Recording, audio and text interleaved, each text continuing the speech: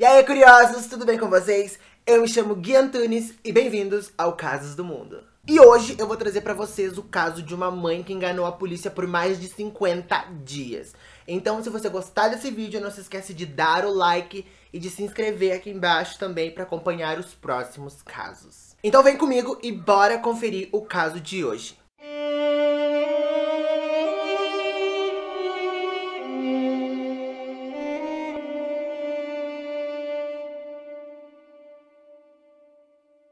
Em meados de 2018, Jennifer Natália Pedro conhece Rafael e juntos eles têm um breve relacionamento, onde a Jennifer engravida e posteriormente vem dar à luz a Isis Helena. A mãe da Jennifer mandou ela para morar com os avós desde muito cedo, para que ela criasse mais responsabilidade. Nesse meio tempo, a Jennifer teve 2 filhos, o mais velho que morava com o pai e o do meio que morava com ela e a Isis na casa dos avós. A Isis nasceu com microcefalia e ela tomava vários remédios controlados para controlar convulsões e etc.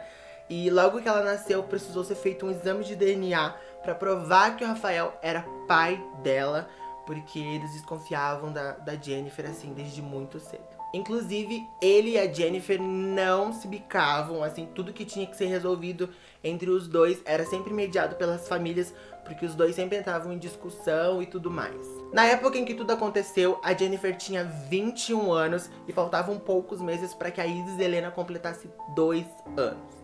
Então, no dia 2 de março de 2020, a polícia de Itapira recebe uma suposta denúncia de sequestro, onde a mãe Jennifer afirmava que alguém teria entrado na casa dos seus avós e sequestrado a pequena Isis. Segundo a Jennifer, ela teria deixado a Isis dormindo no quarto, enquanto por volta das 7 da manhã, ela levava o filho do meio de 3 anos pra creche. Então, depois de deixar o filho na creche, ela volta pra casa e juntamente com a sua avó, elas vão até um mercado que ficava ali perto para sacar o dinheiro da aposentadoria da avó. E nesse meio tempo, ela teria deixado a Isis dormindo com seu avô de 89 anos, que teria suspeita de Alzheimer. Quando ela e a avó retornam para casa, elas encontram o portão aberto e todas as portas da casa também abertas, e quando ela olha para a cama, a Isis não estava mais lá. Então, vendo isso, ela liga para a polícia desesperada, dizendo que houve um sequestro, informando que teriam roubado a filha dela enquanto ela teria ido até o mercado sacar a aposentadoria. E é aí que começam as investigações. Primeiramente, os policiais começam rondando toda aquela área onde a Isis morava para ver se encontrou algum vestígio, alguma câmera e tal. Porém, eles não encontram nada que justificasse um sequestro ou que alguém tivesse visto alguma coisa. Em meio a tudo isso, foram feitas várias postagens no Facebook com o número de alguns familiares, né, para que caso o sequestrador quisesse alguma recompensa ou se arrependesse, eles mandassem mensagens para que eles conseguissem pegar a Isis de volta, né? E em meio a tudo isso, a várias buscas e postagens e tal, o Rafael, pai biológico da Isis, apontava a Jennifer o tempo todo como uma irresponsável, porque ela teria deixado a Isis sozinha, uma criança que precisava de vários cuidados especiais, com um avô de 89 anos que tinha Alzheimer. Em meio a tudo isso, a Jennifer deleta o seu Facebook, o que era uma ferramenta assim que ajudaria muito nas investigações. Então ela deleta o Facebook dela e no meio disso, um suposto sequestrador manda uma mensagem para aqueles números que se encontravam nas postagens. Ele dizia na mensagem que ele estava com a Isis, que ela estava chorando e que ele queria o restante, mas ninguém sabia se era o restante do que, sabe? Ele não falava valor e nem outras informações. E junto a tudo isso, com a chegada dessas mensagens, com a mídia cobrindo e com o caso assim explodindo no Brasil, o Rafael fazia várias revelações sobre a Jennifer. Inclusive, ele disse que sempre que ele ia pegar a Isis Helena, ela se encontrava com arranhões, hematomas pelo corpo, assim, e a Jennifer sempre alegava que eram acidentes domésticos. E em meio a todo esse processo, a polícia e a mídia sempre tinham que estar correndo atrás de desmentir as fake news que apareciam. Eles falavam que o corpo já havia sido encontrado, falavam várias outras coisas assim que a mídia tinha que estar constantemente desmentindo. Por fim, devido à família viver se alfinetando, inclusive no meio de uma entrevista do Rafael, eles quase quebraram o pau assim com a câmera ligada mesmo. A polícia começa a achar que o sequestrador pode ser alguém muito próximo e conhecido da família, porque eles eram humildes, eles não tinham assim dinheiro para pagar um resgate. e eles também não tinham, assim, brigas por fora, sabe? Então a polícia levanta essa tese. Levantada essa hipótese, a polícia começou a investigar vários suspeitos. E o primeiro suspeito foi o tio-avô da Jennifer. Ele já havia sido preso por questões de droga e tudo mais, mas logo que ele deu o depoimento, ele foi descartado, né? Ele devia ter um álibi ou alguma coisa assim. Porém, as pessoas, como o caso tomou uma proporção muito grande, queriam linchar ele e tudo mais. Uma segunda suspeita foi a atual namorada do Rafael, que segundo a Jennifer sentia muito ciúme dela, e durante um término assim dos dois, ela teria chamado a Isis Helena de retardada. Então esse seria um suposto motivo para que essa atual namorada do Rafael tivesse sequestrado a Isis. Durante todo o processo, o Rafael, pai da Isis, ele se mostrava assim convicto nas investigações, sempre mostrando a cara na mídia e tudo mais, enquanto a Jennifer estava evitando falar com as câmeras. Ela disse que estava se sentindo muito acuada, muito pressionada a falar uma coisa que ela não havia feito, então ela começou a evitar as câmeras. Então no dia 6 de abril, uma prima da Jennifer revela que naquela madrugada a Isis estava passando meio mal, estava assim com febre, porque os dentinhos dela estavam começando a sair, e ela deu um remédio junto com a mamadeira da Isis pra acalmar a febre e tudo mais, mas que esse remédio, segundo os médicos, ele era assim muito nocivo pra quem tomava o remédio que a Isis tomava, que era o Gardenal. Então a combinação desses dois remédios poderia gerar convulsões e poderia ser até nocivo para crianças como a Isis. Também no dia 6, a polícia recebe esse print aqui que tá aparecendo na tela de vocês, onde um suspeito diz que tá com a Isis e que ele queria se matar devido à repercussão que o caso tava tendo, né? Investigando mais a fundo, dizem que ele é um suposto ex-namorado da Jennifer, então eles vão até onde essa pessoa diz que morava, mas lá não encontram ninguém, os vizinhos não conhecem essa pessoa. E a Jennifer também fala que nunca teve um ex-namorado com esse nome, com essas características. E uma curiosidade é que na foto de perfil aqui tá borrada, mas os jornalistas disseram que na foto de perfil esse homem se encontrava segurando uma arma. Então, assim, bem esquisito. Então, no mesmo dia 6, com essas provas em mão, a polícia aciona uma equipe específica para sequestro. Eles começam a investigar e tudo mais. No mesmo dia 6, se sentindo acuada, a Jennifer revela uma nova informação para a polícia. Ela diz para a polícia que, depois de deixar o filho na creche, ela vai para casa da mãe dela, pega uma motocicleta, inclusive a Jennifer não tinha habilitação, mas mesmo assim ela pega a motocicleta, vai até a casa da avó, combinam, né, de ir no mercado e tudo mais. Ela desce de motocicleta e a avó dela, como tinha medo ou não conseguia andar na motocicleta, não vai de moto. Então ela desce de moto, a avó dela desce a pé. Por algum motivo, a Jennifer deixa a avó sozinha no mercado, resolvendo o que ela tinha que resolver, e volta pra casa sozinha. Então, a partir dessas informações, a polícia começa a tentar desconstruir essas falas da Jennifer. No dia 17 de abril, a Jennifer é presa temporariamente. Nesse período, o telefone dela já havia sido grampeado há alguns dias, e não demora muito tempo para que o Conselho Tutelar venha retirar a guarda dela do filho de 3 anos. Em meio a tudo isso, o advogado da Jennifer também decide deixar o caso. Ele já havia falado em rede nacional que ele deixaria o caso da Jennifer caso ela fosse culpada. Então a mídia começa a levantar a hipótese de que ela teria confessado o crime. Porém, como as investigações seguiam em segredo de justiça, ninguém sabia de nada, né? Só sabíamos que ele havia deixado o caso. No dia 20 de abril, a Jennifer confessa o crime dando a seguinte versão. No dia anterior ao sumiço da Isis, ela sai pra beber com alguns amigos e tudo mais, e chega em casa por volta das 11 da noite. Quando ela chega em casa, ela dá uma mamadeira pra Isis e as duas vão dormir.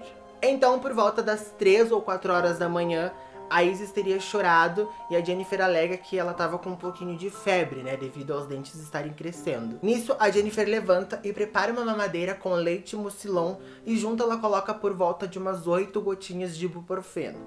Ela dá pra Isis, a Isis se acalma e elas voltam a dormir. Então, quando ela levanta no outro dia, por volta das 6 horas da manhã, ela encontra a Isis gelada, com a boca espumada e um pouquinho de leite no rosto, e ela então acredita que a Isis esteja morta. Nisso ela levanta, se arruma, leva o filho até a creche, na volta ela pega a motocicleta na casa da mãe, chega até a casa da avó, coloca a Isis dentro de uma maleta e se dirige até a ponte do Rio dos Peixes, que era um local que ficava numa zona bem isolada, assim, onde as pessoas iam pescar. Então ela chega nas pontes, desce da moto e vai até as pedras que ficam nas margens do rio. Ela retira a Isis da maleta, se despede e joga a menina no meio das correntezas.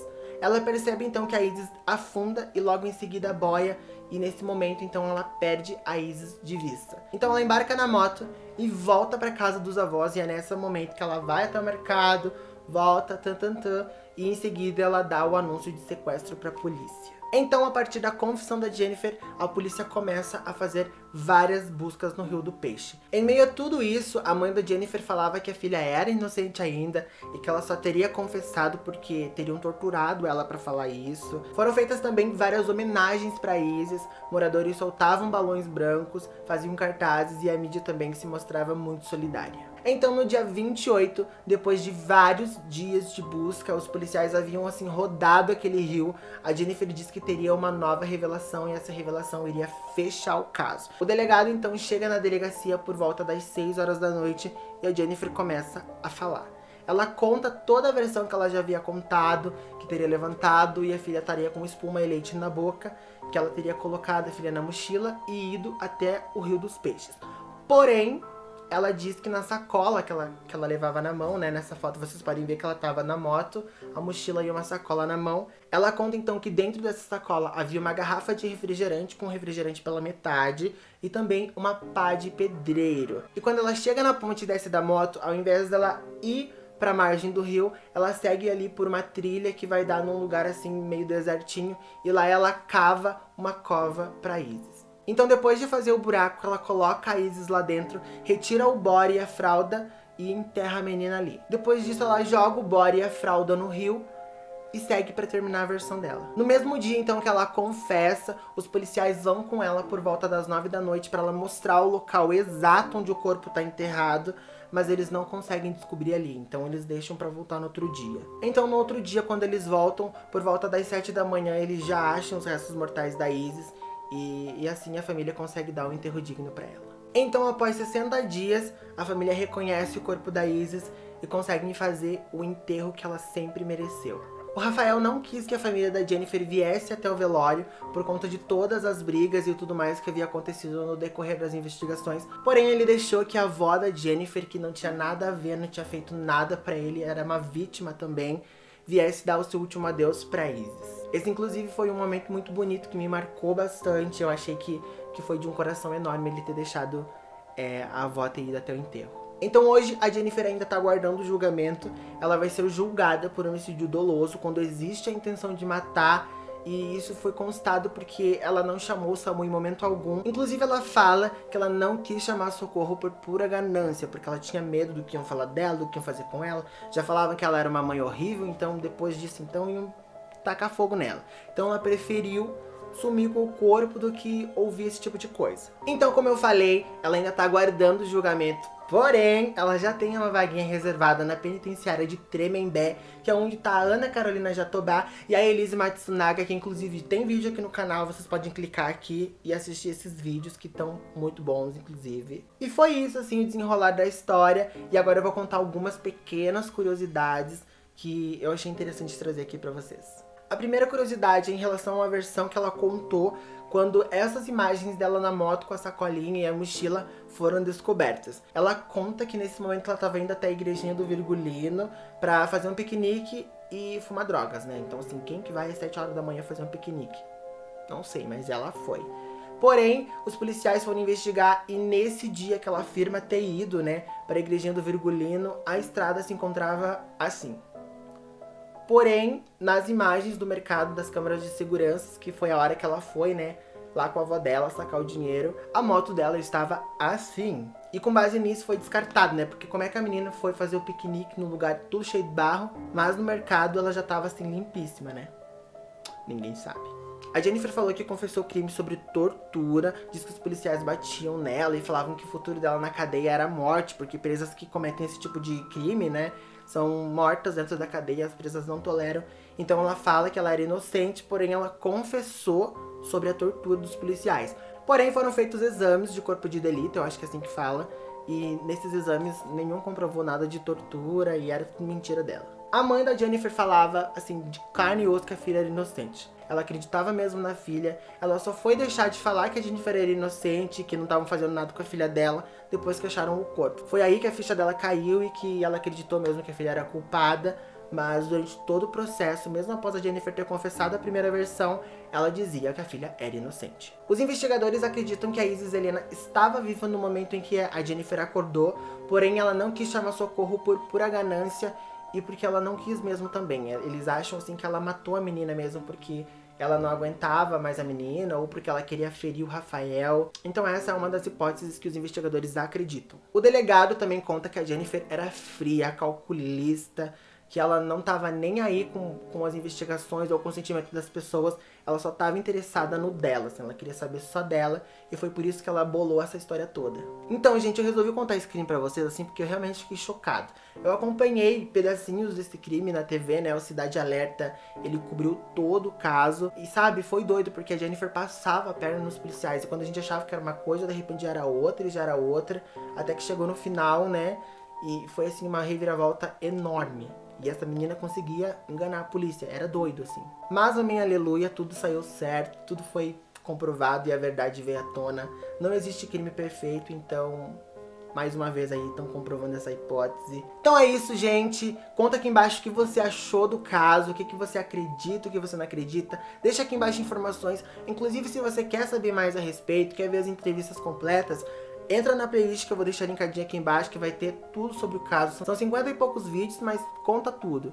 Então é isso, gente. Muito obrigado por assistirem até aqui. Não se esquece de deixar seu joinha, se inscrever no canal, me seguir nas redes sociais, porque lá eu sempre tô conversando com você, sempre vou postar algumas curiosidades. E é isso. Um beijo e até o próximo caso.